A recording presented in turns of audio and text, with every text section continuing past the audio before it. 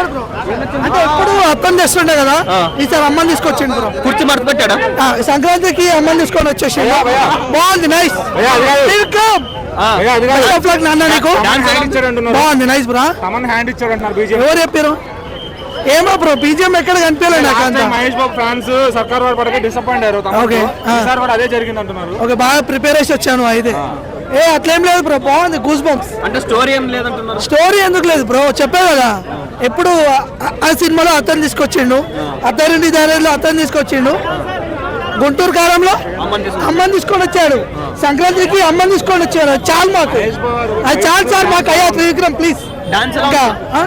బాగుంది, ఆ కుర్చీని మడత పెట్టి అదొకటి బాగుంది.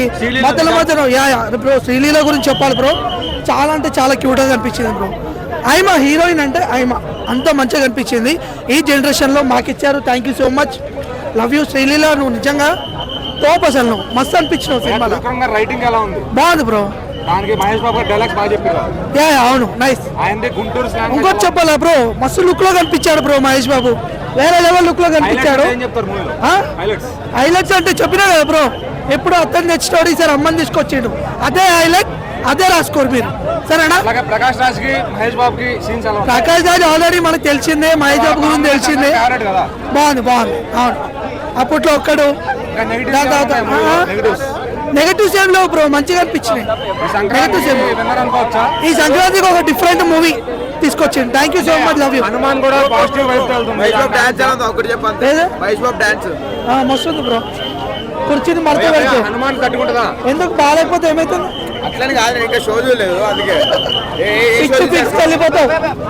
పిక్స్ పిక్స్కి వెళ్ళిపోతావు మహేష్ బాబు డాన్స్ చూసి. 1 o'clock షో. హనుమాన్ తట్టుకుంటుందా? ఆయన కుర్చీ పడతా ఎప్పుడైనా. హనుమాన్ తట్టుకుంటుందా? ఏది బ్రో? బ్రో ఆ సినిమా ఈ సినిమాని కంపేర్ చేయకండి బ్రో. మీరు ఏం మనుషులు బ్రో, మీరు ఇట్లా తయారవుతారు. ఆ సినిమాకి ఈ సినిమా కంపేర్ చేయకండి. సంక్రాంతి, పొంగల్ అన్ని పండుగలకు ఒక మంచి సినిమా రిలీజ్ చేసారు. చూడండి, ఎంజాయ్ చేయండి. రేపు వెళ్ళి నాగార్జున గారి మూవీ చూస్తా, అది ఎలా ఉందో చూసి చెప్తా. లేకపోతే మళ్ళీ బిగ్ బాస్ తీయమని చెప్తా.